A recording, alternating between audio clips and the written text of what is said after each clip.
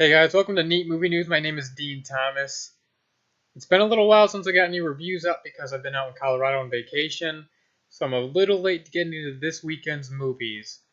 But let's start off with the first movie I saw, and that is Hell or High Water, the limited release movie. It's a bank heist movie, but really it's so much more than that. This is really what you would call, to me, a modern day Western. It's set in deep Texas. Everything about it is the way it's shot, the way the slow moving camera angles, and the way they tell this story is very much a Western just set in present times. And that's what I love because I love Westerns. So already this movie kind of had me intrigued. Now, going in, all I really knew was that these two brothers were robbing banks for really because the bank had done something to them, something more or less.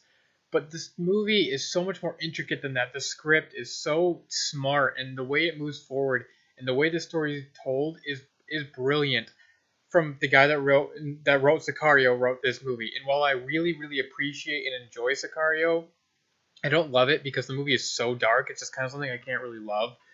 But this movie is fantastic. I mean, the performances by Chris Pine and Ben Foster. I think Chris Pine is one of the most talented actors out there.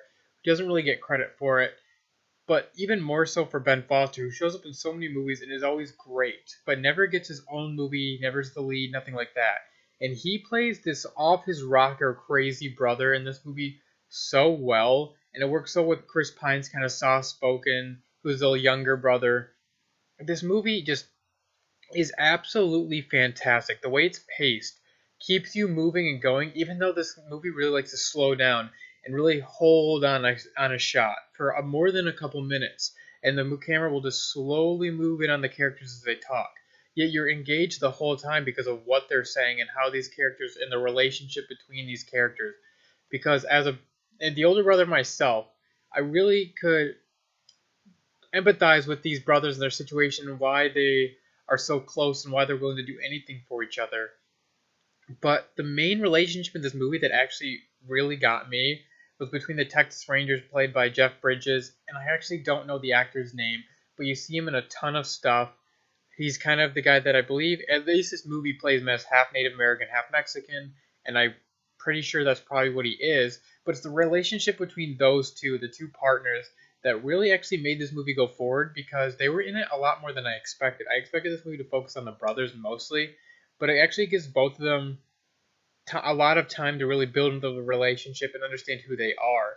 And that's what I loved about this movie. It's so great. You feel a lot of it. The story's intricate. You're engaged the whole time. You love the characters in this movie. And the best thing is it's not really good versus bad. It's more of desperate versus the law. It's not like, oh, these guys are good guys, these guys are bad guys. It's more of these guys are desperate and doing what they have to do, and these other guys are just upholding the law because that's their job. And that's what I loved about this movie. And then, the relationships complicate things. That's what really drives the movie forward and what makes you care about these characters. Now, going in, I was a little worried because in the trailer they tell you that, these guys are robbing banks because the banks did something to them.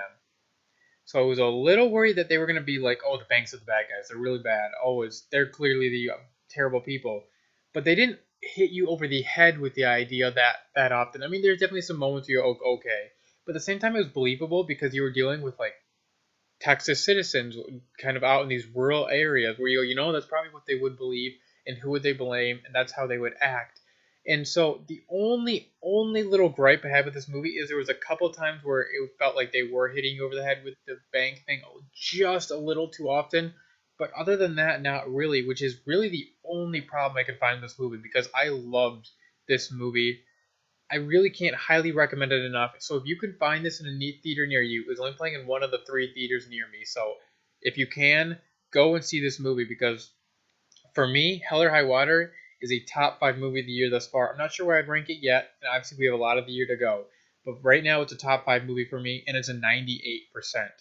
I loved this movie. I love westerns. The story is so intricate. It's so smart. It works so well. The way it's told and directed from really a relatively unknown director, at least for myself. I had not seen any of his other work, but believe me, I will be looking for anything else he's doing from here on out because this movie is incredible. Like I said, top 5 movie of the year and a 98% for me, guys. So please go out and see this movie. So there you have it, guys. That's my review for Hell or High Water. please go and see this movie and let me know what you think, because this movie deserves to be seen by a lot of people. Thank you guys so much for listening, and we'll see you back here next time.